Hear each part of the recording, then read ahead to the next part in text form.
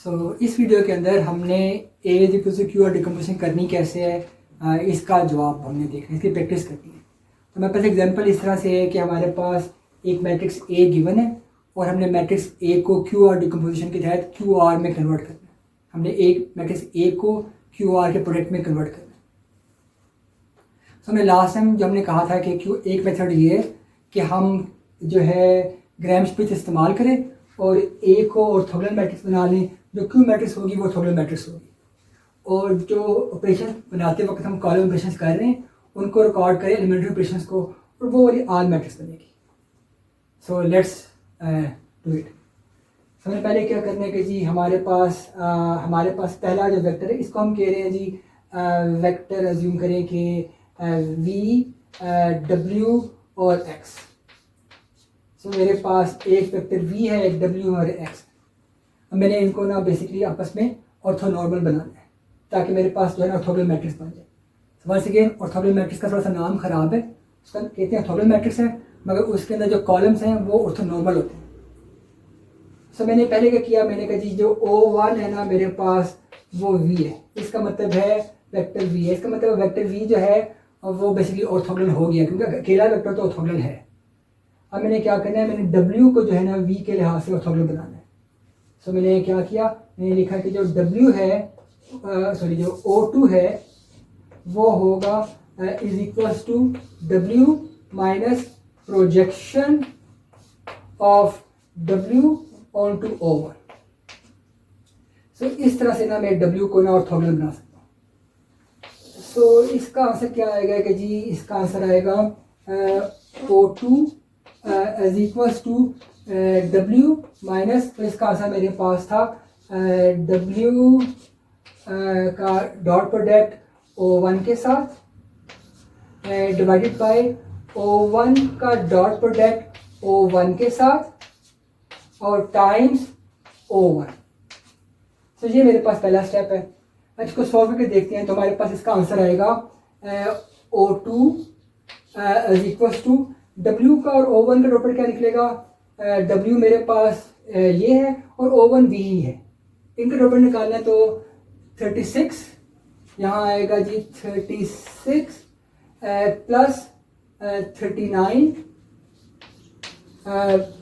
Plus 0। सो ऊपर मेरे पास आएगा 36 प्लस 39 और नीचे मैंने जो है O1 का O1 से डॉट प्रोडक्ट निकालना है।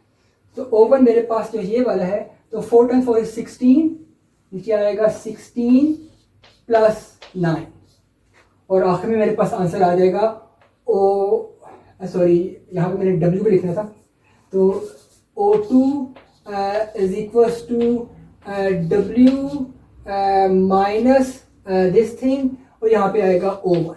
हमने क्या कि इसको सोल्व करते हैं तो हमारे पास इसका आंसर आया O2 इज इक्वल्स टू ये वाला बनेगा 75 और ये वाला बनता है 25 और इसका मतलब है कि जो 25 को इसका आंसर आता है 3। बेसिकली हमारे पास आएगा O2 is equals to W minus 3O1। Basically ये हमारे पास जो है ना ऑपरेशन नंबर 1 है जो हमने परफॉर्म किया है, क्योंकि इससे पहले तो हमने कोई ऑपरेशन परफॉर्म नहीं किया, ये तो हमने इक्वल टू लिख दिया था और ये कॉलम ऑपरेशन है। सो O2 हमारे पास क्या है कि जी O2 हमारे पास सेकंड कॉलम है और second column is equals to क्या है O2 हमारे पास ये सेकंड कॉलम है, second column minus 3 first column. So इसका मतलब है कि हमारे पास जो मैट्रिक्स R के लिए जो ऑपरेशंस हैं वो हम यहाँ लिख रहे हैं। तो ये है हमारे पास एलिमेंट्री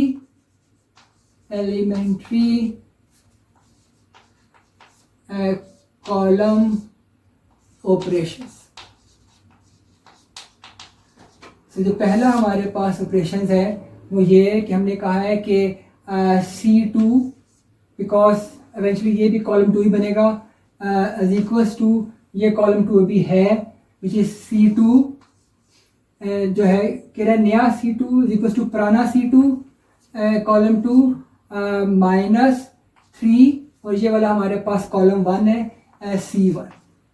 तो ये वाला हमारे पास पहला एलिमेंट्री ऑपरेशन है जो यहाँ पर आया है। तो हमने इसको रिकॉर्ड कर लिया ताकि हम इन एलिमेंट्री ऑपरेशंस को मिला के मैट्रिक्स R बना लेंगे।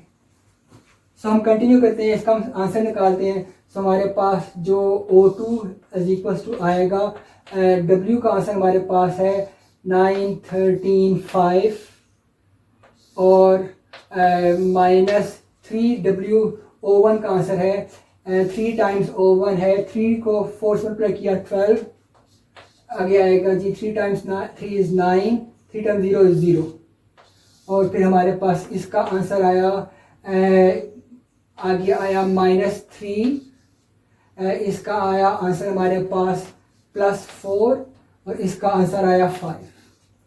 सो ये हमारे पास है O2 आ गया है। चेक करते हैं कि क्या O2 सही आया है कि नहीं आया। अगर सही आया है तो O2 का डॉट प्रोडक्ट O1 के साथ जो है वो 0 आना चाहिए क्योंकि दोनों ऑर्थोगोनल हैं। सो लेट्स चेक करते हैं कि जी 3 टाइम्स 4 इज़ -12, सो हमारे पास आ रहा है -12, 4 टाइम्स 3 इज़ +12, हमारे पास +12 आ रहा है, 5 टाइम्स 0 इज़ 0, +0। इसका मतलब है कि इस वाले का और जो है O1 का जो बेसिकली V है डॉट प्रोडक्ट हमारे पास 0 आ रहा है। इसका मतलब है हमने कोई गलती नहीं किया है और O2 का आंसर सही है। अब हमने यही वाला काम जो है आगे O3 के साथ भी करना है। सो हमारे पास O3 का फार्मूला ये है कि जी x माइनस क्या था कि projection of x onto O1 minus projection of x onto O2 और इसका आंसर क्या आएगा जी, इसका आंसर आएगा x माइनस इसका आंसर आएगा x का डॉट प्रोडक्ट O1 के साथ डिवाइडेड बाय O1 का डॉट प्रोडक्ट O1 के साथ टाइम्स O1 और इसका आंसर क्या आएगा माइनस इसका आंसर आएगा x का डॉट प्रोडक्ट O2 के साथ, O2 का डॉट प्रोडक्ट O2 के साथ और यहाँ पे टाइम्स O2। तो इसका आंसर निकालते हैं। ये हमारे पास एक और कॉलम इक्वेशन बन जाएगा जिसको हमने यहाँ पे रिकॉर्ड करना है। सो मैं ये करूँगा पहले कि मैं O1 को O1 रहने दूंगा, खाली इसका आंसर निकालूंगा और इसका आंसर निकालूंगा और O2 को O2 रहने दूंगा। फिर मेरे पास एक कॉलम इक्वेशन आ जाएगा और मैं इसको रिकॉर्ड कर लूँगा। सो मैंने क्या किया, मैंने कहा जी O3 जो था वो इक्वल्स टू है x के माइनस अब मेरे पास x का और O1 का आंसर आना चाहिए। तो x ये और O1 v था, याद है O1 हमने v का था। सो बेसिकली इन दोनों का आंसर निकालते हैं तो 14 टाइम्स 4 56।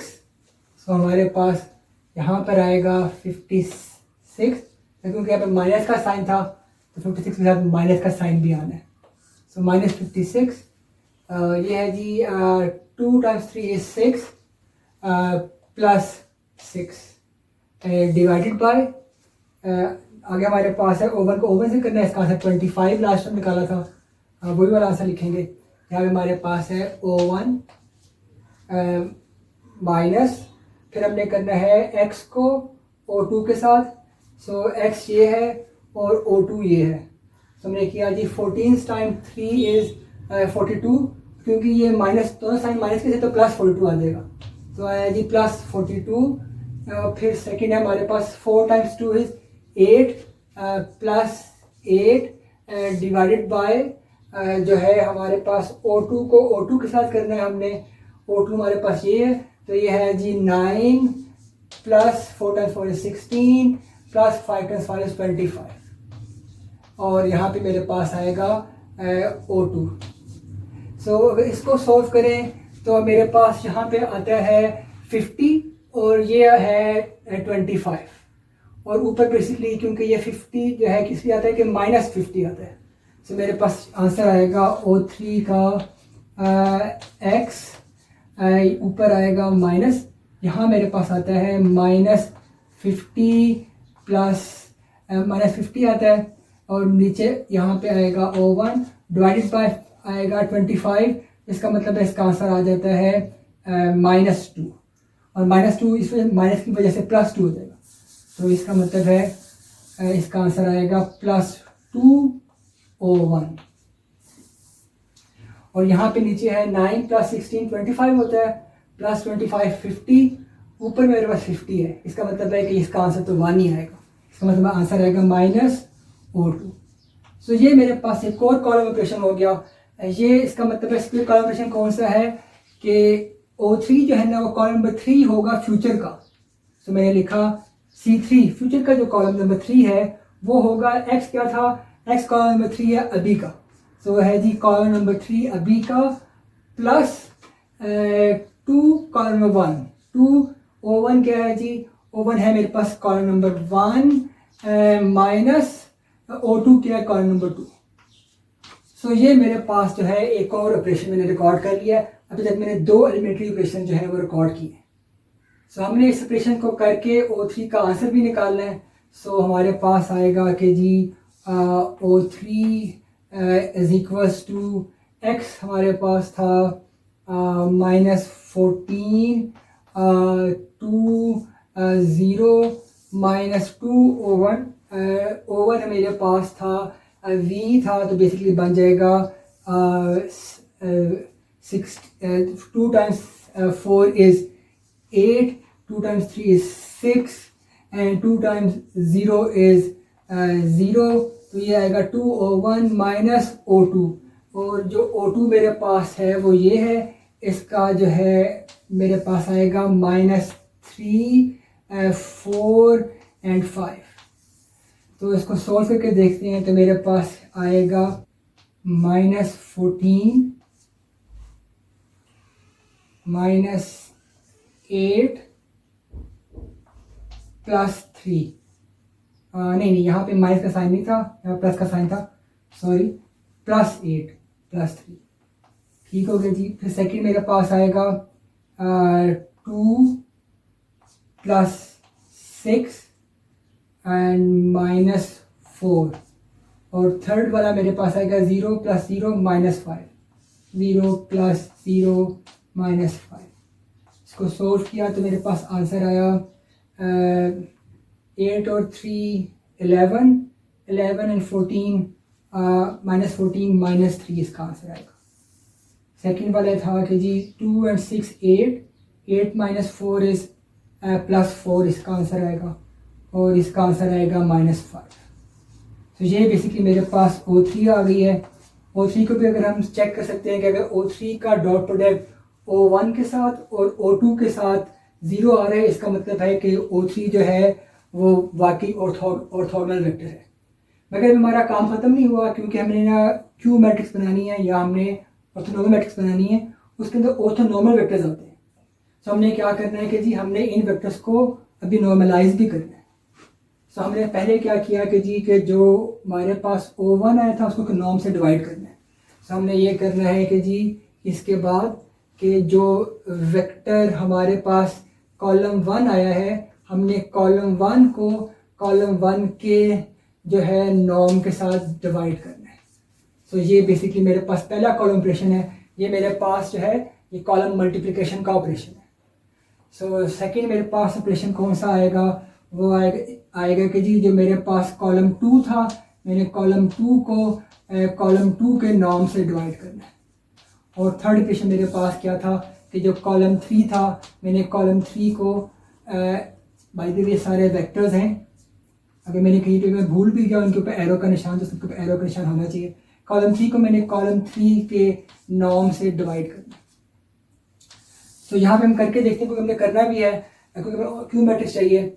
सो हम पहले निकालते हैं कि जी हमारे पास जो O1 को ऑर्थोगोनल बनेंगे तो क्या आएगा, उसका आंसर यहाँ लिखते हैं। जब हमने O1 को ऑर्थोगोनल बनाया, सो O1 का हमारे पास आ सकता है 3 4 0। सो हमारे पास जो N1 है वो हमारे पास है O1 को हमने O1 के नॉर्म से डिवाइड किया, और O1 का नॉर्म क्या आएगा 16 + 9 25, 16 + 9 25। सो इसका मतलब है कि मेरे पास ये आएगा 1/5, क्योंकि जो 25 को मैंने स्क्वायर रूट किया तो वो 5 आ गया, तो मेरे पास आएगा 1/5, और यहाँ पे मेरे पास आएगा 430। सो इसका मतलब है कि is equals to 4/5 3/5 and 0।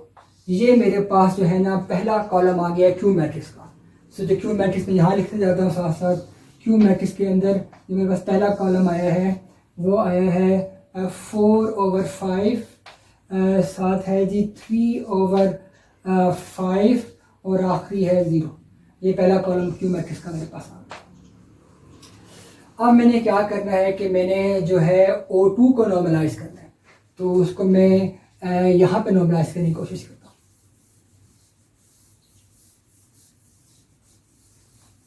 So O2 को मैंने नॉर्मलाइज करना है। सो मैंने कहा जी मेरे पास जो N2 आ रहा है वो है कि जी O2 को मैंने O2 के नॉर्म से डिवाइड करना है। ये वाला ऑपरेशन बाय द वे हमने पहले यहाँ पे रिकॉर्ड कर लिया, तो यहाँ पे सारे एलिमेंट्री ऑपरेशन में रिकॉर्ड कर लिए हैं। इन ऑपरेशन को यूज़ करके हमने आर मैट्रिक्स थोड़ी देर बाद बनाते हैं। सो मेरे पास क्या आया O2 के लिए ये वाला है मेरे पास, तो यह है जी 9 + 16 + 25, तो 50 इसका आंसर आ रहा है। 9 + 16 25, 25 + 25 50, तो ये √50 इसका आंसर आएगा। वह जी 1/√50 इसका आंसर आता है। √50 जो है बेसिकली वो होता है 25 × 2, 25 × 2 50 होता है। इसका मतलब है कि हम इसे ऐसे भी लिख सकते हैं कि 5 को हम बाहर ले आएँ, 25 का 5 बाहर ले आएँ, अंदर 2 ले लेते हैं। तो ये √50 मेरे पास आ गया। और जो है जो O2 मेरे पास आ रहा है वो है -3, 4 और 5। अब इसको भी यहाँ पे लिख सकते हैं हम, हमारे पास आंसर आएगा जी -3/5 √2, दूसरा आएगा 4/5 और तीसरा आएगा 5/5 था, तो बेसिकली 5 से 5 कट सकता है, यह आएगा 1/√2, क्योंकि जो है 5/5 हमने 5 को 5 से काट दिया। फिर हमने क्या करना है, हमने O3 को नॉर्मलाइज करना है।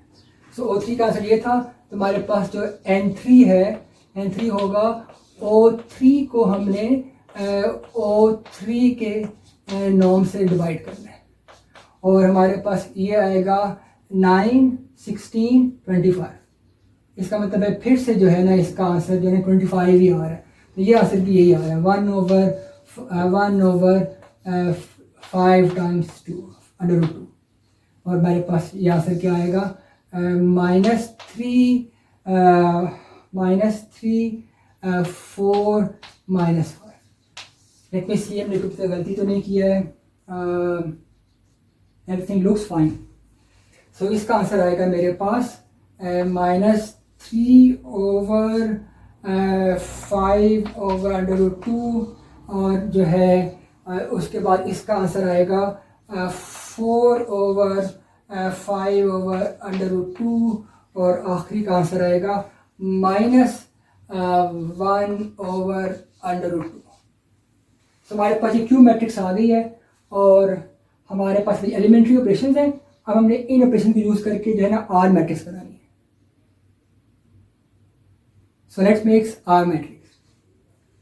सो हमने इन ऑपरेशन को अप्लाई करके आर मैट्रिक्स बनानी है, वो मैं यहाँ पे बनाता हूँ।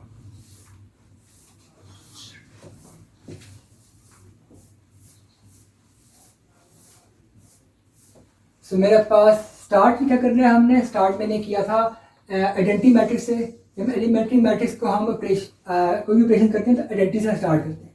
आइडेंटिटी से स्टार्ट किया और पहला मैंने ऑपरेशन क्या करना है कि मैंने कॉलम 2 का जो है अंदर जो है वो 3C1 ऐड करना है। कॉलम 3 जो है उसको मैंने 3 से मल्टीप्लाई करके ऐड करना है। तो मेरे पास कॉलम 1 क्या था 1 0 0, इसमें कोई चेंज नहीं होगी अगर खाली इस ऑपरेशन की मैं बात कर रहा हूँ। फिलहाल मैं पहला ऑपरेशन कौन से करने लगा हूँ, C2 = C2 - 3C1। So basically इस ऑपरेशन में खाली कॉलम 2 में चेंज आ रही है, तो मैं कॉलम 1 और कॉलम 3 एलिमेंट्री मैट्रिक्स का जो है आइडेंटिटी मैट्रिक्स का वो लिखने लगा हूँ। कॉलम 2 बाद में लिखूंगा।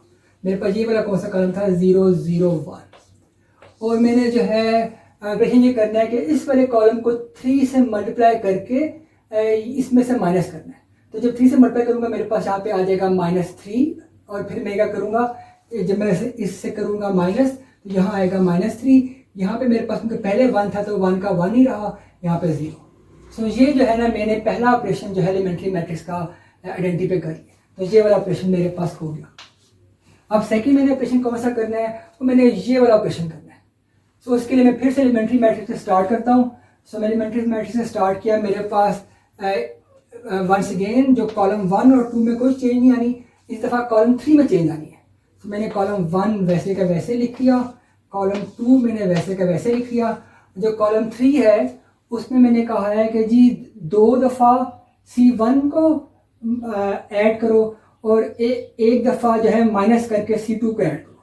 तो इसका मतलब है कि यहाँ पे आएगा 2 C1 को मैंने 2 दफ़ा ऐड किया और C1 को मैंने माइनस करके 1 दफ़ा ऐड किया, तो यहाँ आएगा -1 1। तो ये मैंने कौन सा ऑपरेशन किया है, ये मैंने ऑपरेशन किया है C3 = C3 + 2C1 - C2। सो मेरे पास ये वाला ऑपरेशन ये वाला था, ये वाला ऑपरेशन ये वाला था। सो मैंने 2 ऑपरेशन कर लिए हैं, 3 मैंने ऑपरेशन और करने हैं। सो मेरे पास तीसरा ऑपरेशन था कि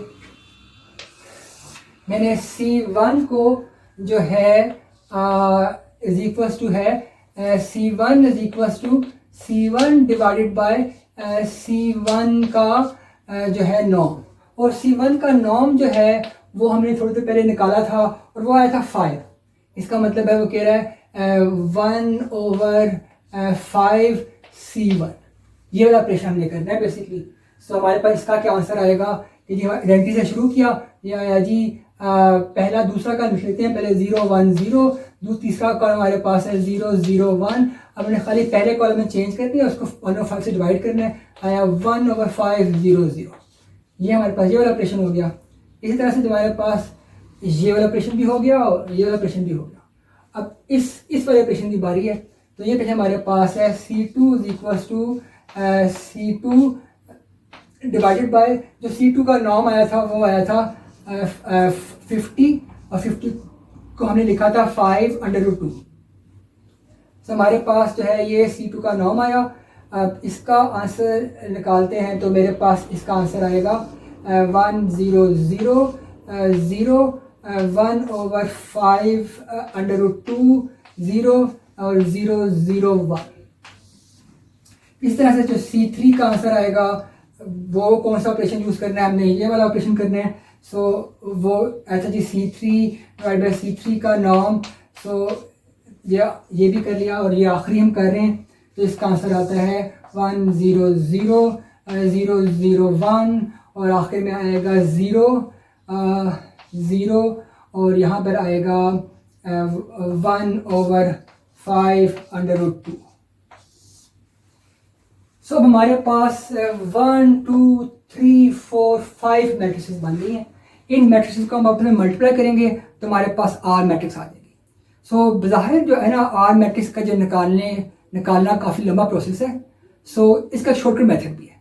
सो लॉन्ग मेथड ये है कि मैं इन सारों को मल्टीप्लाई करूँ, कि मैं पहले इसको इससे मल्टीप्लाई करूँ, फिर जो आंसर है उसको इससे मल्टीप्लाई करूँ, फिर जो आंसर है उसको इससे मल्टीप्लाई करूँ, फिर जो आंसर है उसको इससे मल्टीप्लाई करूँ। तो बेसिकली मैं जो है 5 मैट्रिक्स का अपन मल्टीप्लाई कर रहा हूँ, मैं फिर R मैट्रिक्स मेरे पास निकल आएगी। मगर इसका शॉर्टकट मेथड भी है, तो आइए वो शॉर्टकट मेथड पहले करते हैं। सो शॉर्टकट मेथड R के निकालने का कुछ इस तरह से है, जो शायद आपको पहले बताना चाहिए था मगर बाद में बताने में ज़्यादा मज़ा आता है। वो कुछ इस तरह से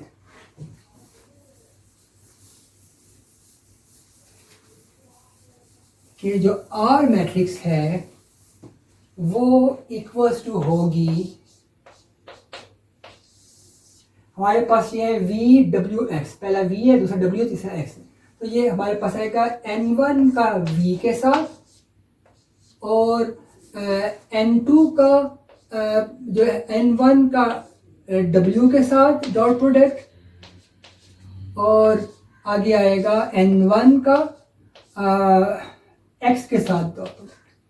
सो बेसिकली हमारे पास इस तरह से जो है R मैट्रिक्स निकलती है। सेकेंड रो में क्या होगा अगर आप गैस करें, पहली रो में हमारे पास N1 N1 था, सेकेंड रो में हमारे पास N2 N2 आएगा और थर्ड में हमारे पास N3 N3 आएगा। सो N3 N2 का V के साथ डॉट प्रोडक्ट, N2 का W के साथ डॉट प्रोडक्ट और N2 का X के साथ डॉट प्रोडक्ट, और आखिरी लाइन में क्या आएगा, N3 का V के साथ डॉट प्रोडक्ट, N3 का W के साथ डॉट प्रोडक्ट और N3 का X के साथ डॉट प्रोडक्ट।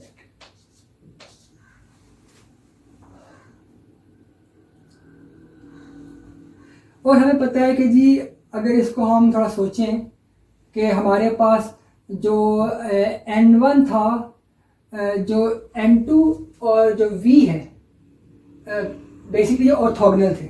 हमें याद है ना, हमने तीनों को ऑर्थोगोनल बनाया था। भाई हमारे N1 क्या है, हमारे पास ये वाली मैट्रिक्स जो थी इसमें V W X है, और जो मैट्रिक्स Q हमने लिखी है, जो मैट्रिक्स Q लिखी है उसके अंदर जो पहला कॉलम है वो है N1, जो सेकंड कॉलम है वो है N2 और जो थर्ड कॉलम है वो है N3। और हम जो है मैट्रिक्स A के अंदर हमारे पास V W और X है, और हमारे पास Q के अंदर है N1 N2 और N3। और हम बेसिकली मैट्रिक्स A को और मैट्रिक्स Q का आपस में मल्टीप्लाई का जो है कॉलम यहाँ पे मल्टीप्लाई कर रहे हैं। सो हमें ये पता है कि जी कि जो है N2 जो है वो V के साथ ऑर्थोगोनल है।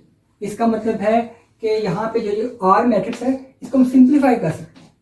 सिंप्लीफाई करके हम इसका आंसर लिख सकते हैं कुछ इस तरह से कि जी N1 V ये हमें कंप्यूट करना पड़ेगा, N1 W भी कंप्यूट करना पड़ेगा, और सो N1 X भी कंप्यूट करना पड़ेगा। मगर क्या है कि इसका आंसर 0 आ जाएगा, और यहाँ पे हमें कंप्यूट करना पड़ेगा N2 W, और यहाँ आएगा जी N2 X, और इसका आंसर भी 0 आएगा और इसका आंसर भी 0 आएगा क्योंकि ऑर्थोगोनल है। और आखिर में आएगा N3 और X। सो बेसिकली हमें खाली जो है ना ये वाली एंट्रीज जो है कंप्यूट करनी पड़ेंगी, हमें सारी एंट्रीज भी कंप्यूट नहीं करनी। हमारे पास यहाँ पे जो वेक्टर N1 है वो Q वाला वेक्टर है और वेक्टर V ये वाला वेक्टर है। सो हमारे पास जो ये वाला वेक्टर है ये N1 था, ये N2 था और ये N3 था। तो ये N1 N2 N3 वेक्टर ये वाले। 16 + 9 25, 25 डिवाइड बाई 5, यहाँ पे इसका आंसर 5 आएगा। आंसर आता है 15, इसका आंसर आएगा -10, इसका 0 है क्योंकि ये वाला 0 है। इसका आंसर आएगा 5/√2, इसका आंसर भी आएगा 5/√2, 0 0 5/√2। तो ये मेरे पास जो है ना मैट्रिक्स आ गई है, मैट्रिक्स R। ये मैट्रिक्स मेरे पास R आ गई है और ये मैट्रिक्स मेरे पास Q आ गई है।